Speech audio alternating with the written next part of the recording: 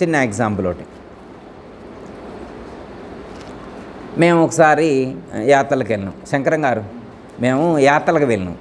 యాత్రలకు వెళ్తే నేను ఎప్పుడు నాకు తెలియదు అనమాట, అలా ఉంటాయని కూడా దేవాలయాల్లో ఉంటాయని తెలియదు అనమాట. చొక్కా ఇప్పమన్నారు గుడికాడికి పోతే, గుళ్ళో పోతే చొక్కా ఇప్పమన్నారు. నేనన్నా దేవుడు కనపడుతూనే ఉండగా కనపడే దేవుడి కోసం చొక్కా ఇప్పడం ఎందుకు? శంకరం గారు చొక్కా ఇప్పితేనే దేవుణ్ణి చూడనిస్తా అన్నారు. చొక్కా ఇప్పితేనే దేవుణ్ణి చూడనిస్తా అన్నారు. లేకపోతే గుళ్ళోకి ఎలవ్ లేదన్నారు. గుళ్ళోకి ఎలవ్ నాకు అర్థం కాల. ఎప్పుడు నాకెప్పుడు ఫస్ట్ టైం అన్నమాట ఆ గుళ్ళోకి, శివాలయం అన్నమాట అది. ఫస్ట్ టైం ఆ శివాలయంలోకి వెళ్తుంటే వాళ్ళు చొక్కా ఇప్పించారు. అది మంజునాథ క్షేత్రమో ఏమనుకుంటా, అక్కడ చొక్కా ఇప్పించారు. నాకు ఒకటే ఆలోచన చొక్కా ఎందుకు ఇప్పించారు అంటే దేవుణ్ణి చూడాలంటే చొక్కా ఇప్పాలట. దేవుణ్ణి చూడాలంటే చొక్కా ఇప్పాలన్నారు. అసలు మామూలుగా అందరికి కనపడుతూనే ఉన్నాడుగా దేవుడు, బయటికి కనపడది దేవుడి కోసం చొక్కా ఇప్పడం ఎందుకు? బయటికి కనపడుతుంటే దేవుడు బయటికి కనపడుతుంటే మళ్ళీ చొక్కా ఇప్పడం ఎందుకు? అదేంటంటే చెప్తారు. ఇంటికాడ కూడా చాలామంది అయ్యగారులందరూ కూడా పూజలు చేసే పూజారులందరూ కూడా చొక్కాలు ఇప్పే పూజ చేస్తారు, మీకు తెలీదా మాత్రం అన్నారు. అది గురించి అవునవును మా ఊరిలో కూడా అయ్యగారులందరూ కూడా చొక్కాలు ఇప్పే పూజ చేస్తున్నారు గుళ్ళో అని. అంటే దేవుడి దగ్గర పూజ చేయాలన్నా దేవుణ్ణి చూడాలన్నా చొక్కాలు ఇప్పాలనే అప్పుడు అర్థమైంది. చొక్కా ఇప్పాలని వెనకటి రోజుల్లో మా తాతయ్యోళ్ళు కానీ కొంతమంది పెద్దవాళ్ళందరూ కూడా పూజ చేసేప్పుడు చొక్కా లేకుండా పూజ చేసేవారు. అది కూడా గుర్తొచ్చింది. అంటే దేవుడిని పూజించాలంటే చొక్కా ఇప్పాలా, గుళ్ళో ఉన్న అయ్యగారులందరూ కూడా చొక్కా ఇప్పాలి. ఇది బాగానే ఉంది. భక్తులందరూ కూడా చొక్కాలు ఇప్పుతున్నారు ఎందుకు? దేవుణ్ణి చూడాలంటే, దేవుణ్ణి చూడాలంటే చొక్కా ఇప్పాలంట. అయ్యగారి దగ్గరకు వచ్చి ఏంది అయ్యగారు ఇట్లా చొక్కాలు ఇప్పమన్నారు, చొక్కాలు ఎందుకు ఇప్పాలంటే, మరి ఎందుకు చొక్కాలు ఇప్పాలో భగవద్గీతలో చెప్పారుగా, మీకు గుర్తు లేదన్నారు. మట్టి బుర్ర గుర్తు రాదమ్మ, గుర్తొచ్చిద్దమ్మ అంత తేలిగా, మట్టి బుర్రకు అంత తేలిక గుర్తు రాదుగా. అందుకే గురువు యొక్క అవసరం ఏర్పడిద్ది అనమాట. అప్పుడు నాయనగారిని అడిగితే అప్పుడు 2వ అధ్యాయంలో చెప్పారు, నాయన చొక్కా అనేటువంటిది పరమాత్మకు శరీరానికి సంకేతం. పరమాత్మ ఏమని చెప్పారు, ఈ చొక్కా ఈ శరీరాన్ని మనం తొడుక్కునే చొక్కా ఇది. మనం తొడుక్కునే చొక్కాల్లో రంగులు ఉంటాయి. అంటే ఆయన చొక్కాలకు కూడా రంగులు ఉంటాయి, తెలుపు ఎరుపు ఉంటాయి, నలుపు రకాలు ఉండవమ్మ, చామంతి రకరకాల వేరియంట్స్. ఆయన కూడా ఒకే రకం చొక్కా తొడుకు నచ్చొద్దు, ఆయన రకరకాల వేరియంట్స్ మెయింటైన్ చేస్తూనే ఉంటాడు. ఆయన కూడా లోపల ఉన్న ఆయన, అర్థమైందమ్మా. మనం తొడుక్కునే చొక్కాలు నేను ఇప్పుడు ఎక్కువ వైటే వేసుకుంటున్నాం, రంగు వేసుకొని ఇట్లేదు, ఎప్పుడు వైటే అనమాట. నాకు పెద్ద మార్పు ఏముండదు. ఇప్పుడు ఇక్కడ జనార్దన్ రావు గారు ఒక రకం, నాగరాజు గారు ఒక రకం, శ్రీనివాసరావు గారు ఒక రకం, శంకరం గారు ఒక రకరకాల డ్రెస్సులు వేసుకున్నారు. వారు షర్టులు డిఫరెన్స్. శారీస్ ద్వారానమ్మా మీకు రకరకాలుగా ఎట్లా ఉన్నాయో, కలర్ఫుల్గా ఉన్నాయి. మాకేమి లేదనమాట, సింపుల్ అనమాట. Okay colour. అయితే దేవుడి దగ్గరికి వెళ్ళినప్పుడు చొక్కా ఇప్పితే ఏముంటుంది రంగు? ఇప్పుడు మేమందరం ఉన్నాం అనుకో, మా 5గురిని అక్కడ నిల్చోబెట్టి చొక్కా ఇప్పి దేవుడిని చూడమన్నారు. చొక్కాలు ఇప్పి దేవుడిని చూడమన్నారు. గుళ్ళోకి వెళ్ళి దేవుని. నాయనగారు ఏమని చెప్పారంటే, వాసాంసి జీర్ణాన్ని యథా విహాయ నవాని గృహ్ణాతి నరోపరాణి, అది చెప్పారన్నమాట. ఈ శ్లోకం చెప్పి, నాయన చొక్కా అంటే ఈ పై చొక్కా ఇప్పితే దేవుడు కానరాడు నాన్న, శరీరం అనేటువంటి చొక్కా ఉంది. ఈయనకేముంది?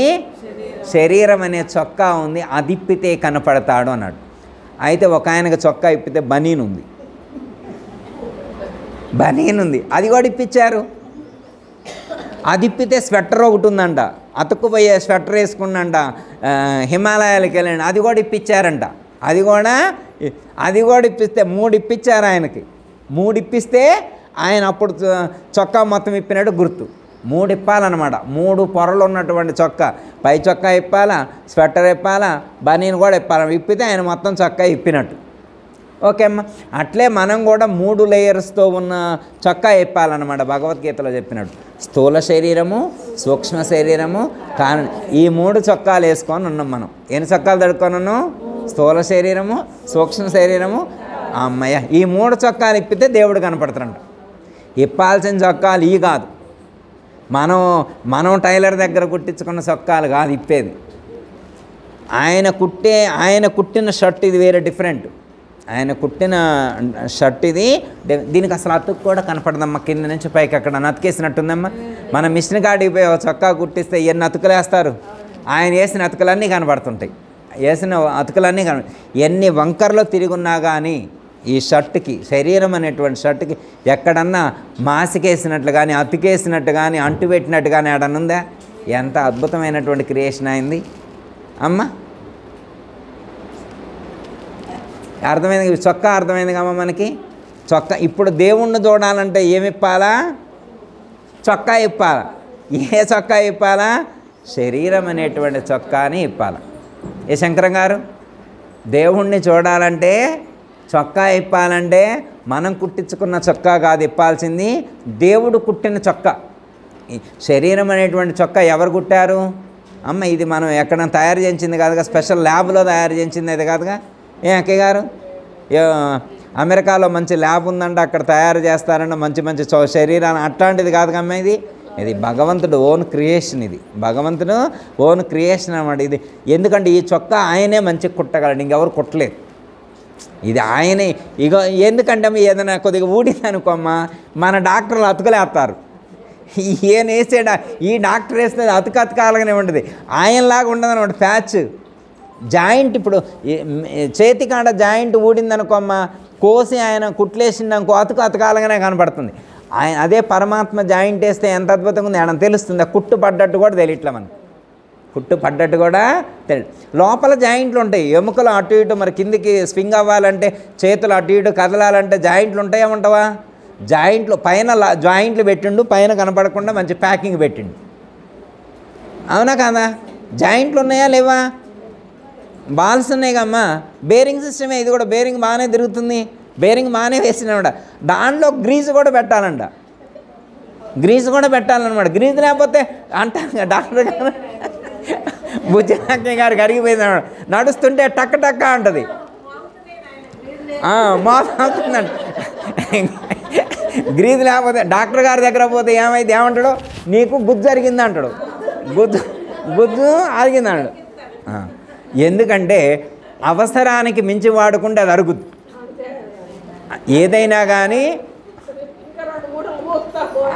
అది అవసరానికి మించి వాడితే. ఇంకోటి ఏంటంటే అవసరమైనంత కూడా తీసుకోవాలి.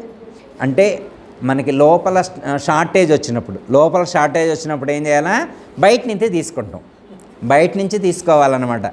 బయట నుంచి ఒక పదార్థ రూపంలో కాల్షియం తక్కువైతే కాల్షియం, మినరల్స్ తక్కువైతే మినరల్స్, వైటమిన్స్ తక్కువైతే విటమిన్స్, ఏదైనా షార్టేజ్ ఉంటే మళ్ళీ ఫుల్ఫిల్ చేసుకుంటే రియాక్టివేట్ అవుద్ది. అంతకుముందు మనం నరసింహక్క గారింటికి ఒకసారి పూజకి వెళ్ళినప్పుడమ్మా, నరసింహ గారు వాళ్ళ మనవడు పడిపోయిండు, వాళ్ళ బిడ్డ కొడుకు పడిపోయిండు అనమాట. పడిపోతే ఎమ్మటే ఉప్పు నీళ్ళు కల్పించారు, 10 నిమిషాల్లో లేచి కూర్చుండు.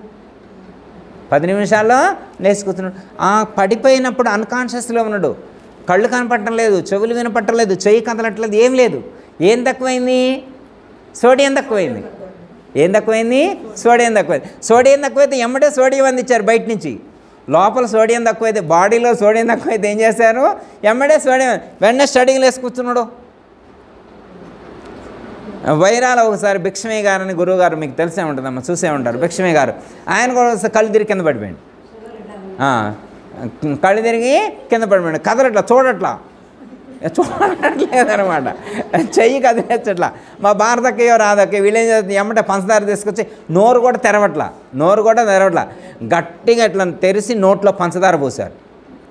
5 నిమిషాల్లో లేచి కూర్చుండి. ఏంది జనమంతా గుమ్మిగూడారేంటి అంటాడు, మంచం చుట్టూ జనం ఏంది అంటాడు, మంచం చుట్టూ దాన్ని ఏంటి అర్థం, షుగర్ కొద్దిగా తగ్గింది, బాడీలో షుగర్ తగ్గితే ఎమ్మటే రీఫిల్ చేసినాం. అంటే ఈ ఫిజికల్ బాడీలో ఏదన్నా లెస్ అయితే మనం బయట నుంచి తీసుకుంటాం. ఎందుకంటే ఇది ఆరోగ్యంగా ఉండాలి. ఎప్పటి వరకు ఉండాలి? ఈ సంసారం అనేటువంటి సముద్రాన్ని దాటేదాకా దీన్ని జాగ్రత్తగా కాపాడుకోవాలి. అర్థమైందమ్మా? ఒడ్డు చేరేంతవరకు, దరి చేరేంతవరకు ఉండాలి. దరి చేరాక ఉన్నా పోయినా ఏం కాదు, దరి చేరేదాకా దీన్ని జాగ్రత్తగా కాపాడుకోవాలా. ఎందుకంటే మనం ఒక లక్ష్యాన్ని చేరడం కోసం వచ్చాం, ఒక లక్ష్యాన్ని చేరడం కోసం ఈ లోకంలోకి వచ్చాం. ఆ యొక్క గురువుగారి యొక్క అనుగ్రహం చేత ఆ మార్గాన్ని మనం తెలుసుకోవడం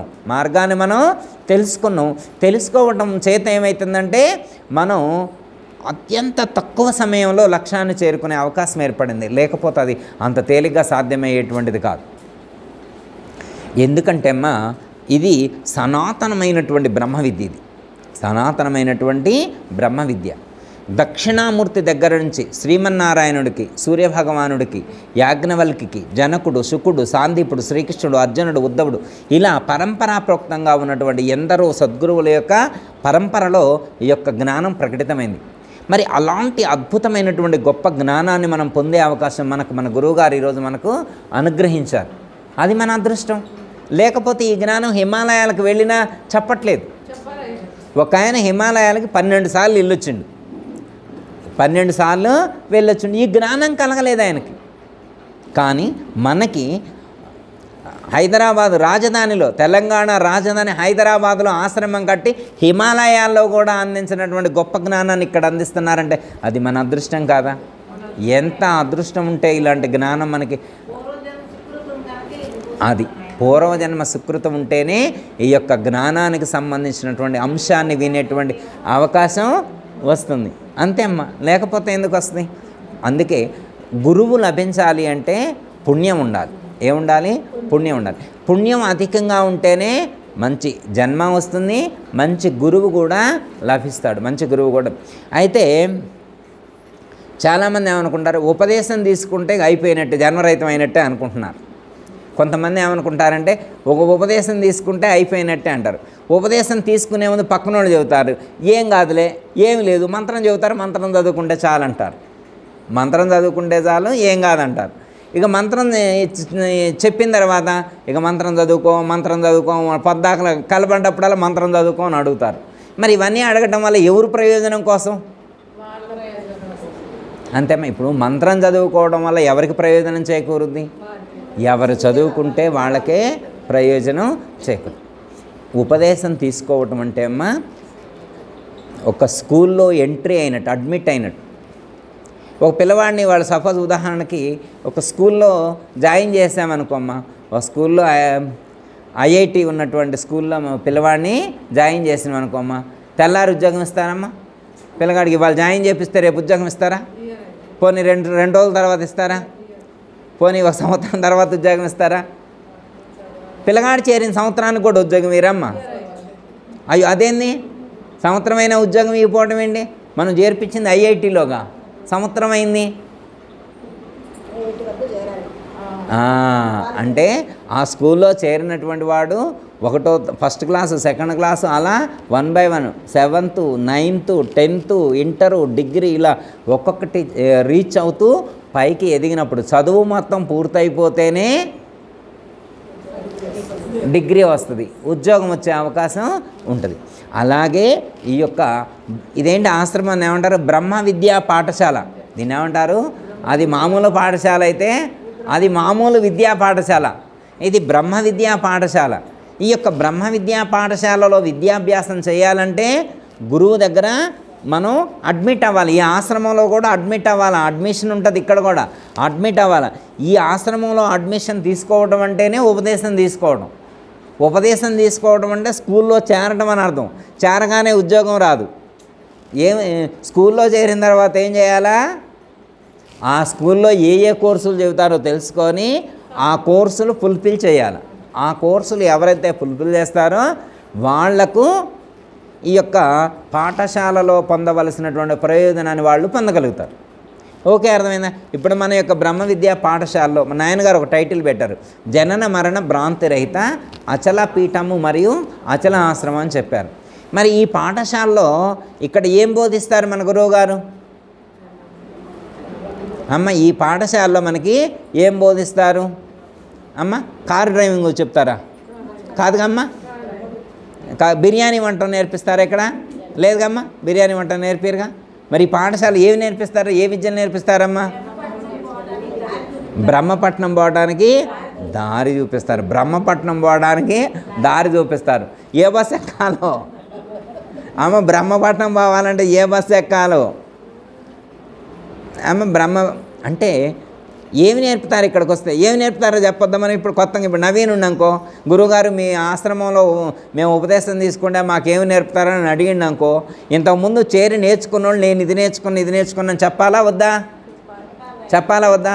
అమ్మయ్య అంగో విజయ పెద్దమ్మ గారు ఇది నేర్చుకున్నారు, అర్థమైందమ్మా? లేకపోతే రమ్మ పెద్దమ్మ గారు ఇది నేర్చుకున్నారు, లేకపోతే పద్మ ఆంటీ గారు ఇది నేర్చుకున్నారు, మరి లక్ష్మీ ఆంటీ గారు ఇది నేర్చుకున్నారని మనం చెప్పాలిగా. అంటే ఆయనకు అనిపించాలిగా మనం నేర్చుకున్నట్టు. కొత్తగా చేరే వాళ్ళకి పలానా వాళ్ళు ఇది నేర్చుకున్నారు అని అనిపించాలా వద్దా? మన ఆశ్రమంలో నేర్పేటువంటి ఫస్ట్ పాఠం ఏంటి? అయ్యో పాఠాలు కూడా అడుగుతారా గురుగారు ఇప్పుడు మాకు? 1వ తరగతి వాళ్ళు 2వ తరగతి వాళ్ళని అడిగినట్టు ఇప్పుడు మనం పాఠాలు కూడా అడుగుతారా? ఉంటాయమ్మా పాఠాలు? ఉంటాయా ఉండవా? ఉంటాయా పాఠాలు? ఇక్కడ కూడా సిలబస్ బుక్స్ ఇస్తారా ఏంటి చదువుకోవడానికి? ఓయ్ ఇక్కడ కూడా ఉందా సిలబస్ బుక్స్? ఓ ఇక్కడ కూడా సిలబస్ బుక్స్ ఉంది. మరి ఇక్కడ కూడా ఎగ్జామ్స్ పెడతారా? ఇక్కడ ఎన్ని తరగతులు అక్కయ్య గారు? అది 4 తరగతులు నేర్చుకోవాలి. బుజ్జమ్మ అక్కయ్య గారు చెప్పారు. ఎన్ని కోర్సు ఎన్ని పార్ట్స్ ఉంటుంది? 4 పార్ట్స్ ఉంటుంది కోర్సు. ఒకటేంటి సాంఖ్యం, 2 తారకము, 3 అమనసు, 4 అమ్మయ్య. ముందు అసలు మనం నేర్చుకోవాల్సిన పాఠాలు వచ్చినాయి. ముందు పాఠాల పేర్లే కాదు పాఠాలు కూడా వచ్చినాయి మనకి. పాఠాలు కూడా వచ్చినాయా లేదా? వచ్చినాయి కమ్మా. ఇప్పుడు సపోజ్ ఉదాహరణకి బ్రహ్మాండంలో పంచదేవతలు ఉన్నాయి అని చెప్పారు అనుకోమ్మా. ఏం చెప్పారు దీంట్లో? బ్రహ్మాండ పంచీకరణలో చెబుతారు కమ్మా. బ్రహ్మాండంలో ఏమున్నాయి? పంచదేవతలు ఉన్నాయి. బ్రహ్మాండంలో పంచదేవతలు ఉంటే బ్రహ్మాండంలో పంచదేవతలు అంటే ఏంటి అక్కయ్య గారు? సదాశివుడు, ఈశ్వరుడు, రుద్రుడు, విష్ణు, బ్రహ్మ. వీళ్ళు ఉన్నారు కమ్మా. ఎక్కడున్నారు? బ్రహ్మాండంలో ఉన్నారు. ఎక్కడున్నారు? ఆ బ్రహ్మాండంలో ఉన్నటువంటి పంచదేవతల వల్ల మన శరీరంలో ఏమి ఏర్పడింది అంటే ఏం చెప్తాం? ఏమేర్పడింది? ప్రత్యేగాత్మ ఏర్పడింది. దీంట్లో అంటే బ్రహ్మాండంలో ఉన్నదానికి పిండాండంలో ఉన్నదానికి రిలేషన్ ఏంటి? బ్రహ్మాండంలో నుంచి ఈ పిండాండం ఎలా వచ్చింది, ఈ బ్రహ్మాండంతో ఎలా ఇది అనుసంధానింపబడి ఉన్నది అనే దానికి ఒక సబ్జెక్ట్ ఉంది. ఒక సబ్జెక్టు ఉంది. అంటే ఈ శరీరం ఎలా క్రియేట్ అయింది, ఈ శరీరం ఎలా మ్యానుఫ్యాక్చరింగ్ అయింది, ఈ శరీరంలో ఉన్నటువంటి ప్రతి అణువుకు సంబంధించినటువంటి పాఠం ఉంది మనకి. ఉందా లేదా? ఉన్నాయా లేవా? ఒకవేళ బ్రహ్మాండంలో ఉన్నటువంటి ఏ పదార్థాల యొక్క మిశ్రమం చేత మన శరీరంలో ఉన్నటువంటి మజిల్ ఏర్పడింది అన్న. మజిల్ అంటే ఏంటమ్మా? కండ, మాంసం. అదేమో అది ఏర్పడింది అని అన్నారు అనుకో. ఇప్పుడు ఏం చెప్పాలి మనం? పుష్పం గారు ఎమ్మడే చెప్పింది. అర్థమైందమ్మా? అంటే బ్రహ్మాండంలో ఉండేటువంటి పృథ్వీభూతము జలభూతం యొక్క మిశ్రమం చేత మన శరీరంలో మాంసము అనేటువంటి పదార్థం ఏర్పడింది. ఎంత సైన్స్! ఇదే సైన్సేగమ్మా. సాంఖ్యం అంటే సైన్సేగా. వాళ్ళు విజ్ఞానం అన్నారు కానీ మంది అంతకంటే మించిన జ్ఞానం మంది. విజ్ఞానంలోనే హయ్యెస్ట్ నాలెడ్జ్. అర్థమైంది? అంటే బ్రహ్మాండం ఎలా ఏర్పడింది, బ్రహ్మాండంలో నుంచి ఈ పిండాండం ఎలా ఏర్పడింది, ఈ పిండాండం వల్ల బ్రహ్మాండంలో ఎలా లయమవుతుంది అనేటువంటి ఒక జ్ఞానం కలిగించేది సాంఖ్యం. ఓకే అమ్మా. ఈ శరీరంలో ఇందాక ఎవరో ఉన్నామన్నారుగా, శరీరంలో ఎవరు ఉన్నారన్నారు? పరమాత్మ అంటారమ్మా. మీరేమంటారు? పరమాత్మ అని అంటారా, ఇంకేమని అంటారా? ఏమో గురువుగారు ఏమంటే ఏమంటారో మీరు అమ్మా. ఎవరో ఉన్నారన్నారుగా ఇందాక. బ్రహ్మ ఉన్నాడు, పరమాత్మ ఉన్నాడు, ఆత్మ ఉంది. సరే ఏదో ఒక పేరు అందామమ్మా. ఎరుక ఉందనండి. ఎరుకుంది. ఎరిగేది ఉంది ఒకటి, ఎరిగేది ఉంది ఒకటి. అర్థమైందమ్మా? అది అంటే ఒకటి ఉంది. అర్థమైందమ్మా? ఆ ఎరిగేటువంటిది ఏదైతే ఉన్నదో దాన్ని తెలుసుకోవటం తారకం. అంటే అది ఏమి ఎరుగుతుంది అంటే అమ్మ, ఈ ప్రపంచం మొత్తాన్ని ఒకటి ఎరుగుతుంది. లోపల ఒకటి ఉండి ఈ ప్రపంచం మొత్తాన్ని ఎరుగుతుంది. ఏ జనార్దన్ గారు అర్థమైందా? ఇప్పుడు సపోజ్ ఉదాహరణ మీరు అక్కడికి వచ్చినారు కదా, ఇదేంటి అంటే ఏమని చెబుతారు? బుక్ అంటారా? ఇది బుక్కేనా కాదా? కాదా? ఇది బుక్ కాదమ్మా. ఏమంటారు దీన్ని? పెన్ అంటారు. ఇది పెన్ అని చెప్పి ఎవరు చెప్పారు మీకు? మీ శరీరంలో ఉండి ఏదో ఒకటి చెబుతుంది. మీ శరీరంలో ఎవరో ఉండి ఇది పెన్ను అని గుర్తించారు. ఆ గుర్తించింది ఎవరు? ఈ శరీరంలో ఉండి పెన్ను అని గుర్తించింది ఒకటి ఉంది, అవునా కదమ్మా? ఇది మైక్ అని గుర్తించింది ఎవరు? అర్థమైందా? ఈ చుట్టూ ఉన్నటువంటి ప్రకృతిని గుర్తించేది ఎవరు? ఈ మొత్తాన్ని ఎరిగేటువంటిది ఎవరైతే ఉన్నారో అదెవరు? అది నేనే. అదెవరు? నేనే. నేనా కాదా? అయ్యగారు ఈ పెన్ను, ఇది పెన్ను అని చెప్పింది నేనా కాదా అంటాడు ఆయన. ఓహ్ నాయన నువ్వే నాయన. ఎవరు? నేనే గురువుగారు చెప్పింది. జనార్దన్ గారు ఏమంటాడో, నేనే గురువుగారు చెప్పింది, అది నేనండి, నేనే చెప్పింది. నవీన్ అసలు చెప్పలా. ఎవరు చెప్పారు? నేనే చెప్పాను. ఇప్పుడు నవీను నేను చెప్పలేదు అని చెప్పింది ఎవరు లోపలుండి? చెప్పలేదన్నది నేనే, చెప్పింది అన్నది. చెప్పలేదు అని ఒకళ్ళు అంటున్నారు, చెప్పింది అని. చెప్పలేదు అని చెప్పింది నేనే, చెప్పింది అని చెప్పింది నేనే. నేను లోపలున్నాను. ఆ నేనుకు సంబంధించినటువంటి నేను ఎలా ఉన్నాను, నేను ఏ రకంగా ఈ శరీరంలో వ్యవహరిస్తున్నాను, ఈ శరీరంలో నా యొక్క వ్యాపారం, నా యొక్క క్రియలు ఎలా ఉన్నాయి, నా యొక్క శక్తి ఎలా పనిచేస్తుంది, అంటే నేను ఎలా ఈ శరీరంలో ప్రభావవంతంగా పనిచేస్తూ ఉన్నాను అని చెప్పి నాకు సంబంధించినటువంటి, నా రకానికి సంబంధించినటువంటి జ్ఞానాన్ని తెలుసుకున్నటువంటిది ఏదైతే ఉన్నదో దాన్ని తారకాయోగము అన్నారు, తారకము అన్నారు.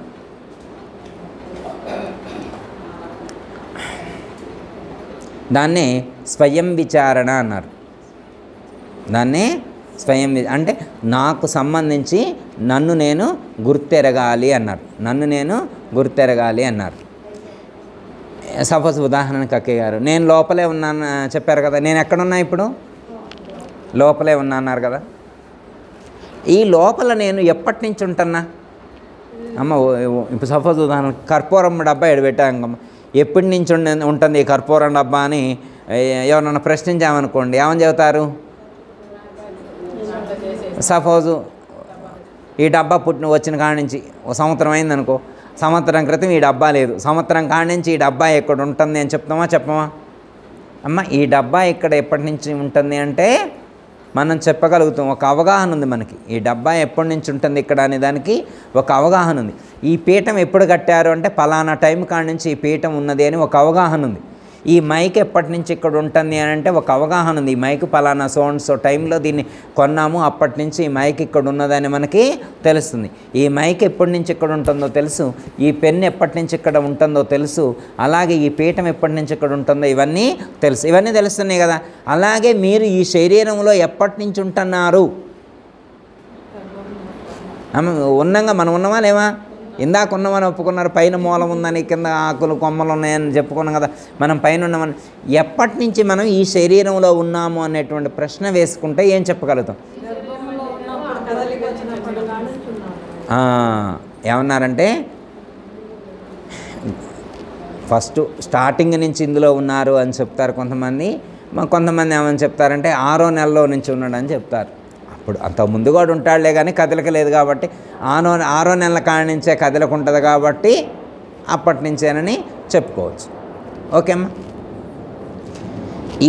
ఈ శరీరంలో ఎప్పటి నుంచి ఉన్నాము అంటే తల్లి గర్భంలో ప్రవేశించినప్పటి నుంచి ఉన్నాము అని చెప్పాం. అప్పటి నుంచి మరి అంతకుముందు ఉన్నారా లేరా? అంతకుముందు కూడా ఉన్నా. మరి అంతకుముందు ఎక్కడ ఉంటాం? అమ్మ మరి ఎక్కడి నుంచి వచ్చారు మీరు అంటే ఏమని చెబుతాం? మీరు ఎక్కడి నుంచి వచ్చారంటే భూదేవి నగర్ అంటారు. మళ్ళీ ఎక్కడికి వెళ్తారంటే మళ్ళీ భూదేవి నగర్. భూదేవి నగర్ రాకముందు భూదేవి నగర్కి ఎక్కడి నుంచి వచ్చారంటే ఏం చెబుతాం? వెంకటగిరి కాడి నుంచి వచ్చారు. ఆ ఊరిలోకి ఎక్కడి నుంచి వచ్చారు? మనం ఎక్కడి నుంచి వచ్చాము అని చెప్పేదానికి మనకు సమాధానం తెలియదు. అందుకే భగవద్గీతలో శ్రీకృష్ణ పరమాత్మ ఒక తేలిక పదం వాడిండు అనమాట, కన్ఫ్యూజ్ లేకుండా. ఇలా అడిగే వాటన్నిటికీ సమాధానంగా ఒక పదం, అవ్యక్తంలో నుంచి వచ్చా అని చెప్పాను. ఎక్కడి నుంచి వచ్చినవంటే ఏమని చెప్పమన్నారు? అవ్యక్తంలో నుంచి వచ్చాను. అవ్యక్తంలో తెలియని చోటు నుంచి అని అర్థం. అంటే వ్యక్తము కానటువంటి ప్రదేశంలో నుంచి నేను వచ్చి వ్యక్తం అవుతున్నాను అని చెప్పారు. ఓకే అమ్మయ్య, ఇందులో ఎప్పటి నుంచి ఉన్నాం అనే దానికి మనకు అవగాహన లేదు. ఎప్పటి వరకు ఉంటాం ఈ శరీరంలో అంటే అమ్మ ఈ శరీరంలో మనం ఎప్పటి వరకు ఉంటాం అనేటువంటి దానికి ఏమైనా ఆన్సర్ ఉందా? ఎప్పటి వరకు ఉంటాము అనేటువంటి దానికి లేదు. ఒకవేళ సరే ఎప్పుడో ఒకసారి కట్ ఆఫ్ అవుతుందమ్మా, ఎప్పుడో ఒకసారి వదిలిపెట్టాలిగా అమ్మ, గట్టి పట్టుకొని అయితే ఉండరుగా.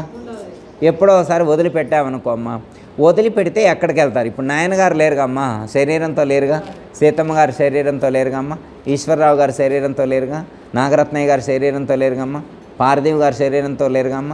వీళ్ళందరూ శరీరాలతోటి లేరు, శరీరాలతోటి లేరు. మరి వాళ్ళు యాడికి పోయినట్టు అమ్మ? యాడికో పోయినట్టేగా. అసలైతే ఇంతకుముందు శరీరాల్లోనే ఉండారు. ఓ తిరగలేదమ్మా, హైదరాబాద్ సిటీలో తిరగలేదా వాళ్ళు? వైజాగ్ సిటీలో తిరగలేదమ్మా? తిరిగారు కదా వాళ్ళు. ఈ శరీరాలతో ఇక్కడే తిరిగారు. కానీ ఇప్పుడు ఆ శరీరాలను వదిలిపెట్టి వెళ్ళారు. తిరుగుతున్నారో లేదో మనకైతే తెలీదు, ఎక్కడన్నా తిరుగుతున్నారో లేదో మనకైతే తెలియదు. కానీ ఇప్పుడైతే మనకు కనిపించట్లేదు.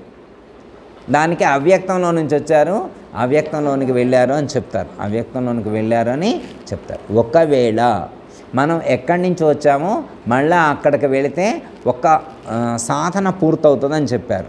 తారకాయోగంలో చెప్పేటువంటిది ఏంటంటే ఎక్కడి నుంచి వచ్చామో అక్కడికి వెళ్ళాలి అన్నారు. ఎక్కడి నుంచి వచ్చారో అక్కడికి వెళ్ళాలి. సపోజ్ మనం ఎక్కడి నుంచి పిండాండంలోకి ఎక్కడి నుంచి వచ్చినాం? బ్రహ్మాండంలో నుంచి వచ్చినాం. ఆమె బ్రహ్మాండంలోకి పోవాలి. బ్రహ్మాండంలో ఎక్కడి నుంచి వచ్చినాం అంటే బ్రహ్మము దగ్గర నుంచి. ఏమని చెప్తామమ్మా? పరిణామం. బ్రహ్మము నుండి అవ్యక్తము, అవ్యక్తము నుండి మహత్, మహత్తు నుండి మహదాంకారము నుండి పంచేంద్రమాత్ర నుండి పంచమహాభూతాల నుండి జగత్తు, జగత్తులో మనం, జగత్తులో యాడ్ నుంచి వచ్చిన మనం ఫస్ట్ ఎక్కడి నుంచి వచ్చినామంటే ఏమని చెప్పాలా? బ్రహ్మం. అమ్మయ్య ఓ చోటుకు వచ్చినాం. అర్థం? మనం బ్రహ్మం నుంచి వచ్చామని తెలుసుకోవడం అమనస్కం. అర్థమైందమ్మా? బ్రహ్మము నుంచి వచ్చామని తెలుసుకొని ఇక శరీరము ఇంద్రియాల యొక్క భావాన్ని విడిచిపెట్టడం. ఇంద్రియాలు కూడా లేవు, మనస్సు కూడా లేదు, మనస్సును కూడా దాటిన స్థితి, మనస్సును కూడా దాటిన స్థితి. అప్పుడు మనం ఏమవుతాము? బ్రహ్మం అవుతాం. బ్రహ్మమే నేను, నేనే బ్రహ్మము, బ్రహ్మము కంటే నేను భిన్నము కాదు అని ఆ స్థితిలో, తన స్థితిలో తాను ఒదిగి ఉండేటువంటి దాన్ని బ్రహ్మం అంటారు. అది అమనస్కం, మనసు లేనటువంటి స్థితి. అంటే ఎక్కడి నుంచి వచ్చిన ఇప్పుడు అక్కడికి అయినంగా ఇంకా అయిపోయినట్టేనా? పాఠం అయిపోయినట్టేనా? పాఠం అయిపోయినట్టేనా అమ్మ? ఇక అయిపోయినట్టేగా. యాడ్ నుంచి వచ్చిన వాడికి పోయినంగా అయిపోయినట్టేనా? ఎందుకంటే మనం ఎక్కడికైతే పోయిన ఆయన మళ్ళీ పంపిస్తారు. ఆయనకి ఇప్పుడు ఎక్కడో కృష్ణానది పుట్టిందమ్మా, అవి నీళ్లు ఊరు ఊరు ఊరు ఊరు ఊరు తిరుగుతున్న వచ్చి సముద్రంలో కలిసినాయి, సముద్రంలో కలిసినాయి. ఇప్పుడు అయిపోయినట్టేగా సముద్రంలో కలుస్తాయంటే మళ్ళీ రీసైకిల్ అనమాట. మళ్ళీ సముద్రం నుంచి మేఘరూపాన్ని వహించి మళ్ళీ వర్ష రూపంలో వర్షించి మళ్ళీ ఒక కాలువలాగా, చెరువులాగా, నదిలాగా మళ్ళీ ప్రయాణం చేసి మళ్ళీ సముద్రంలో కలుస్తుంది. సముద్రంలో కలవటం వల్ల ముగింపు లేదు. సముద్రంలో ప్రారంభమయ్యి మళ్ళీ సముద్రంలో కలవటం చేత ముగింపు లేదు. ఎందుకంటే సముద్రం అనేటువంటిది ముగింపు కాదు, ప్రారంభం కాదు, రెండూ అదే ఉన్నది. ప్రారంభము అదే అయి ఉన్నది, ముగింపు అదే అయి ఉన్నది. ఇది ఒక వింత విషయం అన్నమాట. ఆరంభం వేరే, ముగింపు వేరే కాదమ్మా. ఆరంభము అదే అయి ఉన్నది, ముగింపు అదే. మన యొక్క ఆరంభం ఏదైతే ఉన్నదో మన ముగింపు కూడా అదే. ఆరంభం ఏదైతే అయి ఉన్నదో మన ముగింపు కూడా అదే. ఎందుకంటే ఇవి రెండు 1 by 1 అనమాట. 1 by 1. ఆరంభంలో నుంచి మళ్ళా ముగింపు వైపుకు ప్రయాణం, ముగింపులో నుంచి మళ్ళా ఆరంభం వైపు, ఇట్లా రీసైకిల్లో మనం ప్రయాణం చేస్తూ ఉన్నాం. ఓకే అమ్మా? ఇలా ఎవరైతే ఈ జ్ఞానం కలిగి అమనస్క స్థితిలో, అంటే సర్వత్రా ఉన్న బ్రహ్మమునకు సంబంధించినటువంటి జ్ఞానాన్ని కలిగి ఉండి బ్రహ్మము కంటే నేను భిన్నము కాదు అనేటువంటి సత్యాన్ని గుర్తెరిగి సర్వత్రా ఉన్నటువంటి శుద్ధ ఎరుక స్థితిలో ఉన్నటువంటి వాడు మళ్ళీ ఈ శుద్ధ ఎరుక స్థితిని పొందినప్పటికీ కూడా మళ్ళా నేను జన్మకు వస్తాను, దీని యొక్క సహజ లక్షణమే ఇదై ఉన్నది అనేటువంటి జ్ఞానం ఎవరికైతే కలుగుతుందో అలాంటి వాళ్లకు పరిపూర్ణ బోధ అవసరమైంది. అప్పుడు మనం గురువుగారు చెప్పేటువంటి ఆ పరిపూర్ణ బోధ మనం అర్థం చేసుకొని వారు సూచన చేసినట్లుగా ఆ పరిపూర్ణమును దర్శించి ఎరుకను విడిచిపెట్టినట్లయితే మనకు జన్మరహితం అనేటువంటిది అవుతుంది అని మనకు సూచించడం అనేటువంటిది జరిగింది. మన ఆశ్రమంలో చెప్పే పాఠాలు ఎన్నని చెప్పుకున్నాం. మన యొక్క బ్రహ్మ విద్యా పాఠశాలలో సాంఖ్యము, తారకము, అమనస్కము, పరిపూర్ణం. ఓళ్ళమ్మ మన గురువు గారి దగ్గర ఉపదేశం తీసుకుంటే కార్లు కలిసి వస్తాయా? అమ్మ మరి డబ్బులు రావా? మరి ఉద్యోగం రాదా? మరి అదేందమ్మా హరిబాబు ఏదో మరి గురువు గారి దగ్గర చేరిన తర్వాతనే ఇల్లు కట్టుకున్నంట, ఇల్లు కొనుక్కున్నంట, కార్లు కొనుక్కున్నంట.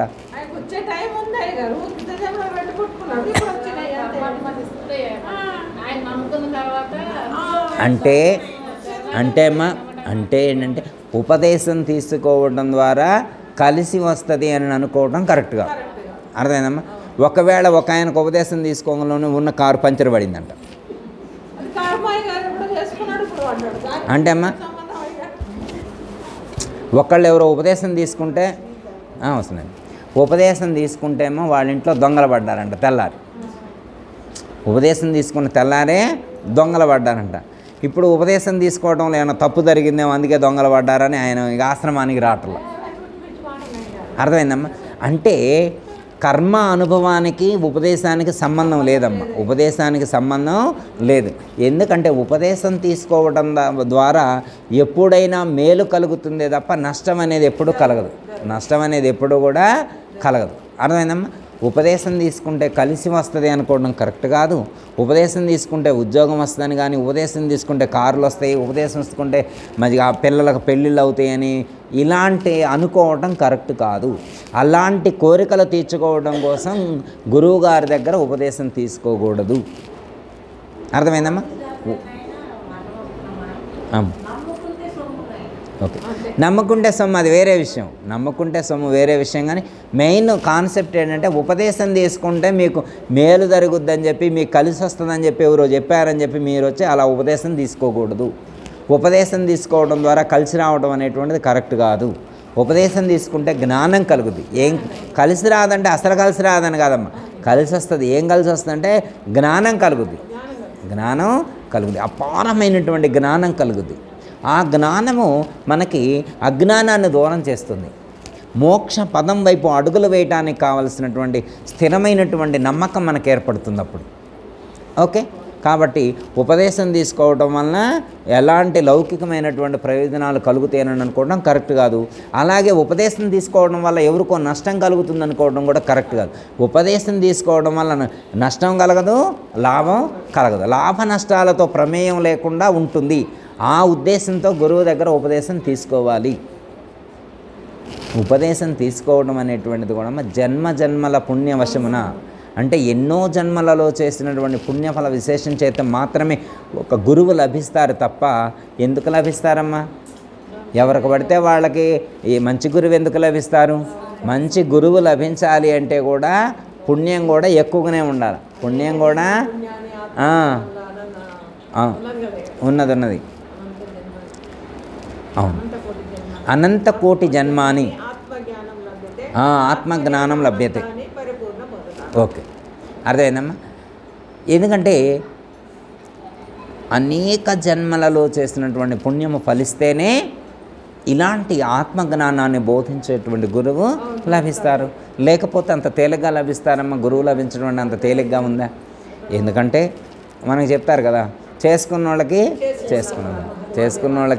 చేసుకున్నంత మహాదేవ. అంటే వాళ్ళ యొక్క చేసుకున్న పుణ్యఫలాన్ని బట్టి, వాళ్ళ యొక్క సంస్కారాన్ని బట్టి అలాంటి సామర్థ్యం కలిగి ఉన్నటువంటి గురువు వాళ్లకు లభిస్తారు. అంటే సాధకుడు కూడా వాళ్ళ గత జన్మ సంస్కారానికి అనుగుణంగానే ఆ మార్గాన్ని ఎన్నుకోవడం అనేటువంటిది జరుగుతుంది. ఎందుకంటే మనకి గత జన్మలో మనం మెడిటేషన్ చేస్తుంటే మెడిటేషన్ చేసే గురువు లభిస్తారు. గత జన్మలో మనం భజనలు చేస్తుంటే భజనలు చేసే గురువు లభిస్తారు. గత జన్మలో మనం పారాయణాలు చేసే గురువు దగ్గర ఆ సంస్కారాలు ఉన్నాయనుకో, ఈ జన్మలో కూడా పారాయణాలు చేసే గురువు గారి దగ్గరికే వెళ్తాం. అంటే గత జన్మలలో మనం ఎలాంటి సంస్కారాలతో జీవించి ఉన్నామో ఈ జన్మలో కూడా అలాంటి సంస్కారాలకు అనుగుణంగానే ఆయా మార్గాల్లో నడవటానికి కావలసినటువంటి విధానంలో ఆ మార్గంలో పయనించేటువంటి గురువులను ఆశ్రయించి ఆ మార్గంలో అడుగులు వేయటం అనేటువంటిది జరుగుతుంది.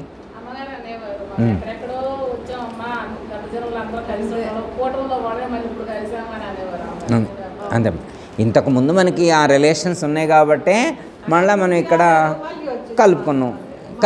కలిసిను. అంటే ఆ దృష్టితో ఆలోచిస్తే మనకు అర్థమవుతుంది. మనకి ఇంటర్నల్ లింక్స్ ఉన్నాయి అనేటువంటి విషయం మనకి అర్థం. మనందరికి ఆ లింక్స్ ఉన్నప్పుడు మరి గురువుకి శిష్యుడికి కూడా ఇంటర్నల్ లింక్ ఉంటుందా ఉండదా? ఖచ్చితంగా ఇంటర్నల్ లింక్ అనేటువంటిది ఉంటుంది. ఎందుకంటే ఆ లింక్ ఉంటేనే మనకి ఆ గురువు మీద అభిప్రాయం అనేటువంటిది ఏర్పడుతుంది.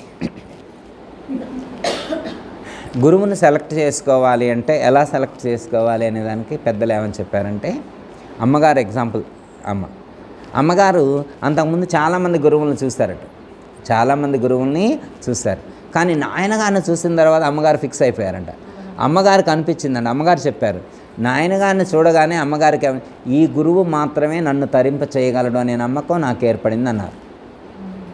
నాయనగారిని చూడగానే అమ్మగారికి ఏమనిపించింది, నాకు ఈ గురువు సరిపోతారు, ఈ గురువు నన్ను తరింప చేస్తారు అనేటువంటి నమ్మకం అమ్మగారికి ఏర్పడింది.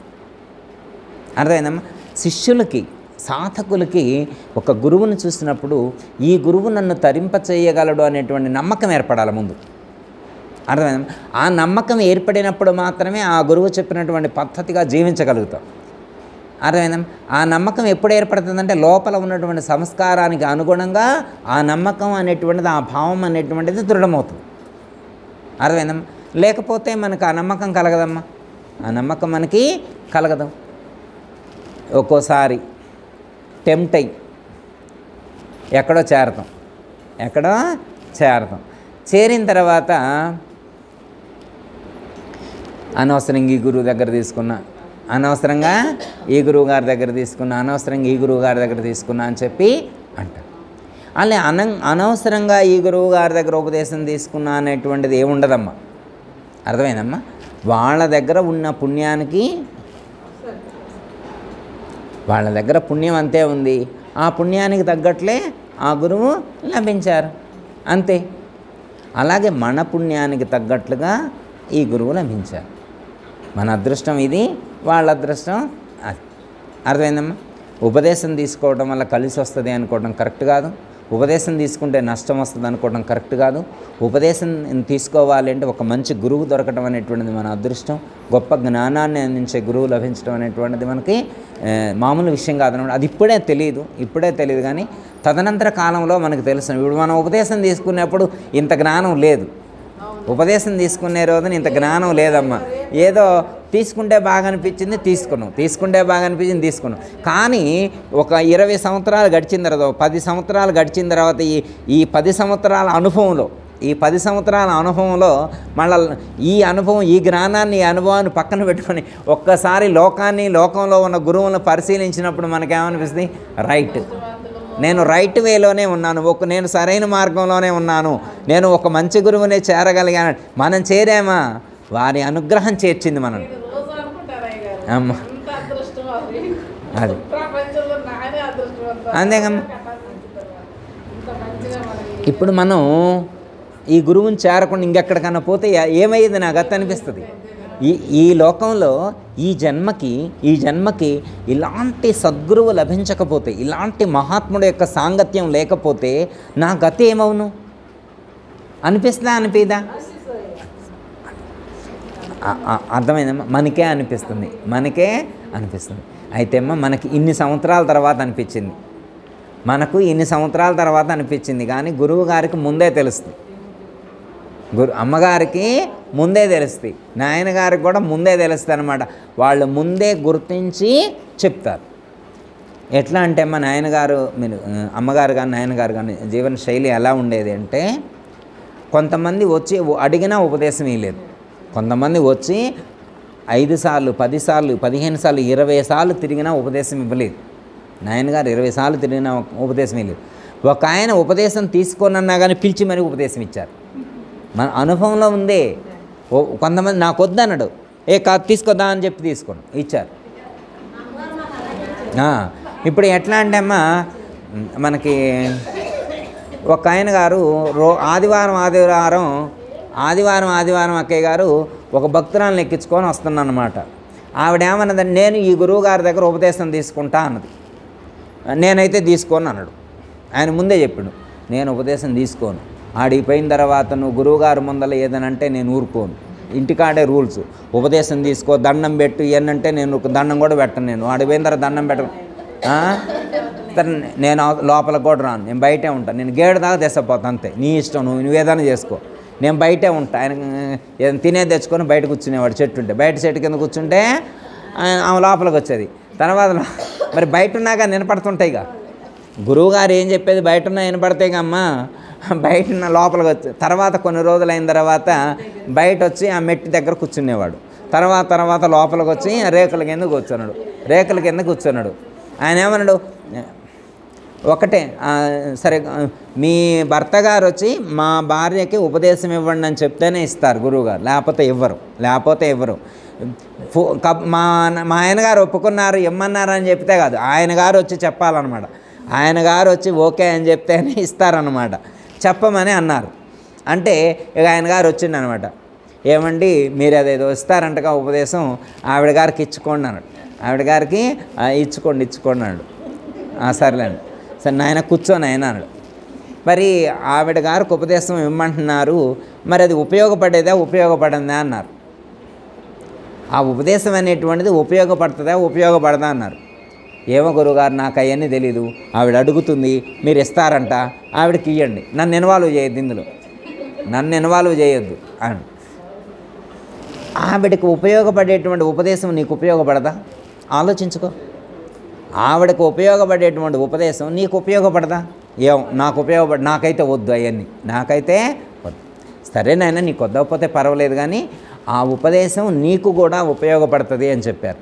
సరే కొన్ని రోజులు నువ్వు కూడా అని చెప్పారు. వెంటనే తీసుకోలే, కానీ లోపలికి వచ్చి కూర్చొని వింటం మొదలుపెట్టిండు. ఆయన తర్వాత ఆయనకే భగవద్గీత ఇచ్చారు చదవమని నాయనగారు. ఇక అప్పుడు ఆయన భగవద్గీత చదవటం మొదలుపెట్టిండు. ఆయన చదువుతుంటే నాయనగారు చెప్పేవారు అన్నమాట. అలా కొన్ని రోజులు అయిన తర్వాత ఆయనకి ఎన్నో ప్రశ్నలు భగవద్గీత చదువుతుంటే జీవుడు అనే పదం వచ్చింది. జీవుడు ఎక్కడుంటాడు? ఇప్పుడు కన్నంటే ఉంటుంది, చెయ్యి అంటే ఉంది, చెయ్యి అంటే తెలుసు, కాలంటే తెలుసు. జీవుడు అంటే ఎప్పుడు వినలేదు కదా. ఆత్మ అనే పదం వచ్చింది. అసలు ఆత్మ అంటే ఏంటి? అసలు ఆత్మ అనేటువంటిది ఉంటుందా? అది ఎలా ఉంటుంది? ఇలాంటి ఎన్నో ప్రశ్నలకు ఆయనకి సమాధానాలు లేని ప్రశ్నలు భగవద్గీతలో చదువుతుంటే ఆయనకి వచ్చినాయి. అప్పుడు నాయనగారు ఈ ప్రశ్నలకి ఎలా సమాధానం అంటే, ఉపదేశం తీసుకుంటే ఈ ప్రశ్నలన్నిటికీ సమాధానం దొరుకుతున్నాడు. ఓకే అయితే తీసుకుంటాను. అది అయితే ఆయన అంటే ఒక గురువు ర్యాంక్ స్థాయిలో ఉన్న ఆయన అనమాట. అవసరమైతే ఆయనకి గురుపట్టా కూడా ఇచ్చేంత స్థాయిలో మధ్యలోని శరీరాన్ని చాలించారు. అంతా అంటే ఫస్ట్ గేటు బయటే ఉంటాడు. నేను గురువుగా గేటు దగ్గర దించుతాను, లోపలికి రాలేదు కొన్ని రోజులు, చెట్టు కిందే ఉన్నాడు కొన్ని రోజులు. మరి అలాంటిది తర్వాత ఆ గురువుగారు చెప్పినటువంటి జ్ఞానం ఎంత దృఢపరుచుకున్నాడు. ఆయన బోధ చెప్పడానికి వచ్చేవాడు, చాలామంది ఆయన దగ్గరికి వెళ్ళి బోధ విన్నారు. అర్థమైందమ్మా? ఉపదేశం గురుపట్ట లేకపోయినా కానీ అంత అనుభవాన్ని పొందాడు. అర్థం అంటే ఆ రోజు ఆయనకు తెలియలేదు, ఉపదేశం తీసుకోకముందు దాని విలువేంటో తెలియలేదు. తదనంతర కాలంలో ఆ ప్రయోజనాన్ని పొందాడు. ఆ ప్రయోజనాన్ని మనం కూడా అంతే. ఇప్పుడు తెలీదు. ఇప్పుడు చిన్నప్పుడు స్కూల్లో చేరినప్పుడు ఐఏఎస్ అవుతానని ఆయన కలలు కన్నడా, ఐపీఎస్ అవుతానని ఆయన అనుకున్నాడా? ఏమనుకోలేదు. కానీ తదనంతర కాలంలో స్కూల్లో ఎట్లా ఆయన మొత్తం ఐఏఎస్ అయిన తర్వాత ఒకసారి రివ్యూ చేసుకుంటే అసలు స్కూల్లో చదివిందే ఆయన గుర్తురాటలా, కాలేజీలో చదివింది కూడా గుర్తురాటలే. ఇప్పుడు కలెక్టర్ అయిన తర్వాత ఆ కారులో తిరుగుతుంటే, ఆ ఆఫీసులో పనిచేస్తుంటే ఏనాడు ఏం చదువుకున్నానో ఏంటో కానీ ఈరోజు ఆ అదృష్టం వరించి ఈరోజు చైర్లో కూర్చోగలిగాను అనేటువంటి ఒక గుడ్ ఫీల్ అనేటువంటిది ఏర్పడుతుంది. అట్లాగే మనం కూడా ఈ యొక్క మార్గంలో ఇప్పుడో చేరాం, మార్గంలో అడుగు వేస్తున్నాం. మనం ఆ చైర్లో కూర్చున్నప్పుడు మనకు కూడా కుర్చీ ఉందంట అమ్మాడ, మనకు కూడా కుర్చీ ఉందంట. కూర్చున్నారకే కూర్చో అమ్మాయి కూర్చునేవారు. ఆ కుర్చీ ఉందన్నమాట. బ్రహ్మ పదవి అంటారు దాన్ని. సరే అది కూడా కుర్చీని కూడా వదిలిపెట్టమన్నారు. తర్వాత వదిలేసినాం అనుకో. ఫస్ట్ అయితే దేశకెళ్ళి ఆడ కూర్చోబెట్టారు ఆ కుర్చీలో. ఆ కుర్చీకి ఎంత పవర్ అంటే ఒక సీఎం, ఒక ఎమ్మెల్యే, ఒక ఎంపీ, ఒక మినిస్టరు, ఒక సీఎం, ఒక పిఎం కంటే, ఒక రాష్ట్రపతి కంటే, ఒక సూర్య పదవి, ఒక చంద్ర పదవి, ఒక ఇంద్ర పదవి, ఇలాంటి పదవులన్నింటికంటే అత్యంత శ్రేష్టమైనటువంటిది బ్రహ్మ పదవి. అలాంటి బ్రహ్మ పదవిని ఆశ్రయించాం. బ్రహ్మ పదవిని అధిష్ఠించితే అమ్మాయి బ్రహ్మ పదవిని అధిష్ఠించితే ఆయన కంట్రోల్లో పనిచేసేటువంటి సేవాగణం ఎంతమంది ఉంటారో తెలుసా? అక్కడ కూడా ఉంటారా సేవ చేసేవాడు? అమ్మయ్య, ఇంకైతే అక్కడికి వెళ్ళి కూర్చుండేది అలాగే అన్నం వండుకోవక్కల్లా. ఇక నేనైతే ఇక కుక్కర్ పెట్టనమ్మా. బ్రహ్మ పదవి ఆ సీట్లో కూర్చున్నాను నేను. ఇక ఆడ కూర్చున్నా కాబట్టి నేను ఇక కుక్కర్ పెట్ట, ఇక ఇల్లు ఒడవ, నేను ఇల్లు ఒడవ కుక్కర్ పెట్ట. ఇట్లాంటి పనులు చేసి పెడతారమ్మా అక్కడ కూర్చుండే. ఆ పదవిలో కూర్చుండే, ఆ పదవిలో ఎవరుంటారు? అక్కడ కింద ఎవరు పని చేస్తారు? సూర్యుడు, చంద్రుడు, ఆకాశము, వాయువు, అగ్ని, జలము, పృథివీ, పంచభూతాలు, అష్టదిక్పాలకులు, నవగ్రహాలు, సమస్త దేవతాగణం మొత్తం కూడా ఆ సుప్రీం పవర్ యొక్క కంట్రోల్లో ఉంటాయి. ఒక్కరోజైనా ఆ సీట్లో కూర్చోవాలగా అంటారుగా, ఒక్కరోజైనా ఒక గంటైనా ఆ సీట్లో కూర్చుందామని అంటారా అనరా? అంత పవర్ఫుల్ అయితే ఉండదమ్మా. ఇప్పుడు పొలిటీషియన్స్ మినిస్టర్ కావడం కోసమే ఎంతో కుస్తీలు పడతారు. ఒక మినిస్టర్ కావడం కోసమే ఎంతో కుస్తీలు పడతారు. ఈ పదవిని మనం క్యాలిక్యులేట్ చేసుకుంటే ఎంత హైయెస్ట్ ఉందమ్మా? మరి ఈ పదవిలో ఒక నిమిషం కూర్చుంటే చాలదమ్మా? ఒక నిమిషమైనా కూర్చోవచ్చుగా? ఒక పావు గంట, ఒక అర్ధ గంట, ఒక గంట. ఇప్పుడు మనం ఎంతసేపు కూర్చొని ఉండొచ్చమ్మా? మనం ఎవరైనా చేయొత్తండి, 10 నిమిషాలు కూర్చున్న వాళ్ళు చేయొత్తండి, కూర్చోలేదా? పోనీ 5 నిమిషాలు, గంట, 2 గంటలు, మీ శైలేసు లేదు. బుజ్జమ్మక్కే చెప్పాలి కూర్చునే విషయాలు. బ్రహ్మపట్నం బ్రహ్మ పదవి కూర్చే బుజ్జమ్మక్కే గారు బాగా కాన్ఫిడెంట్. అర్థమైందమ్మా? అది బ్రహ్మపట్నం వెళ్ళే దారి చూపెట్టారు. మనం వెళ్ళి బ్రహ్మపట్నం చేరుకున్నాం, బ్రహ్మ పదవిని అలంకరించి ఉన్నాం. కాకపోతే చాలామందికి అనుభవం లేదు, ఆ అనుభవంలో లేరు. అందరం ఆ పదవిని అలంకరించే అర్థం. ఒకటి, మనం ఈ మార్గంలో చేరటం వల్ల సాంఖ్యము, తారకము, అమనస్కము పరిపూర్ణము. అమనస్కం అంటే బ్రహ్మ పదవిని అధిష్ఠించటం, బ్రహ్మ పదవిని కూడా వదులుకోవడమే పరిపూర్ణం. అంటే ఆ బ్రహ్మత్వాన్ని, ఆ పదవిని కూడా వదులుకోవడమే పరిపూర్ణం. అంటే ఆ పదవి మీద ఉండేటువంటి నేనే బ్రహ్మము, బ్రహ్మమి నేనే అనేటువంటి ఆ భ్రాంతిని, ఆ యొక్క మహావాక్య విచారణ ఏదైతే ఉన్నదో దాన్ని మహావాక్య నిరసన ద్వారా నాయన గారు ఆ బ్రహ్మ పదవి మీద ఉండేటువంటి ఆ బ్రహ్మ భావం మీద కూడా మనకు ఆ ఉన్న భ్రాంతిని మనకు తొలగించి ఆ యొక్క పూర్ణ భావాన్ని స్థిరం చేయటం అనేటువంటిది జరిగింది. ఆ స్థితిలో మనం ఉండటం అనేటువంటిది జరిగింది. ఓకే, ఎంత అదృష్టం ఉంటే మనకు అంత జ్ఞానం కలగాల. ఓకే, ఒకటి అక్కయ్య గారు, మనం ఈ జ్ఞానాన్ని పొందాము, ఉపదేశం తీసుకోగానే పూర్తయ్యేది కాదు. సబ్జెక్టు కూడా మనం కొంత ప్రిపరేషన్ చేసుకోవాలి, ప్రిపేర్ అవ్వాలి. సబ్జెక్టు లేకుండా స్కూల్లో చేరితే పాస్ అవుతారప్ప? పిల్లగాడు స్కూల్లో చేరిండు, సంవత్సరం తర్వాత వచ్చిండు, సర్టిఫికేట్ ఇయ్యండి అన్నాడు. ఈరా ఎందుకని? స్కూల్లో చేరిండుగా. అంటే స్కూల్లో చేరితే సరిపోదు, కొంచెం ప్రాక్టికల్స్ కూడా, థియరీ పార్ట్ వినాలా, ప్రాక్టికల్స్ కూడా చేయాలి. అప్పుడు ఆ స్థితిని అంతేమ్మా. ఉపదేశం తీసుకుంటే పూర్తయినట్లు కాదు. కొంతమంది గురుపట్టా తీసుకుంటారు, గురుపట్టా తీసుకున్నా పూర్తయ్యేది కాదు. ఇది అర్థమైందమ్మా? చాలామంది మన లోకంలో చూస్తూ ఉంటాం కదమ్మా, చాలామంది గురువులు అని పేరు పెట్టుకుంటారు కానీ ఆచరణ కుదరదు, ఆచరణ కనిపించదనమాట. ఎందుకంటే అమ్మ, గురువైనంత మాత్రాన గొప్పదనం రాదు, శిష్యుడైనంత మాత్రాన గొప్పదనం రాదు. శిష్యుడైనా ఆచరించాల్సిందే, గురువైనా ఆచరించాల్సిందే. గురువు శిష్యులు ఉభయులు కూడా ఆచరించినప్పుడు మాత్రమే, వాళ్ళ గురువులు సూచించినటువంటి జ్ఞానంలో అడుగులు వేసినప్పుడు మాత్రమే ఆ స్థితిని వాళ్ళు పొందుతారు. లేకపోతే గురువైనా ఆ మధ్యలోనే ఆగుతారు, శిష్యుడైనా కానీ మధ్యలోనే ఆగుతారు. ఎవరు తరిస్తారు అంటే గురువులైతే తరిస్తారా, శిష్యులైతే తరిస్తారా అనే దానికి నియమం లేదు. ఎవరు ఆచరణ కలిగి ఉంటారో వాళ్ళు తరిస్తారు. ఓకే, కాబట్టి మనందరం కూడా ఆ యొక్క మార్గంలో ప్రవేశించి ఆ మార్గంలో అడుగులు వేస్తూ ఉన్నాం. ఆ యొక్క జ్ఞానాన్ని స్థిరం చేసుకొని ఆ స్థిరత్వాన్ని పొంది ఉన్నాము. ఇంకా ఏమైనా మిస్టేక్స్ కానీ ఎక్కడైనా ఉంటే వాటిని కరెక్ట్ చేసుకొని ఇంకా స్ట్రాంగ్గా ఉండేటువంటి ప్రయత్నం చేద్దాం. జయ ఇతల సద్గురు ప్రభు మహారాజు. అందరికీ జయ గురు. మరిన్ని ఆధ్యాత్మిక రహస్యాల కోసం అచల బోధ, ఆత్మబోధ, భగవద్గీత, అలాగే పండుగల్లో దాగిన అర్థాలు, అంతరార్థాల కోసం మరియు యోగము, ధ్యానము మొదలైన అనేక ఆధ్యాత్మిక తెలుగు ప్రవచనాల కోసం క్రింద ఉన్నటువంటి రెడ్ కలర్ సబ్స్క్రైబ్ బటన్ను క్లిక్ చేయండి. అలాగే ప్రక్కనే ఉన్నటువంటి గంట సింబల్ను నొక్కండి. అలాగే ఈ వీడియో మీకు నచ్చినట్లయితే లైక్ చేయండి మరియు షేర్ చేయండి. జై గురు.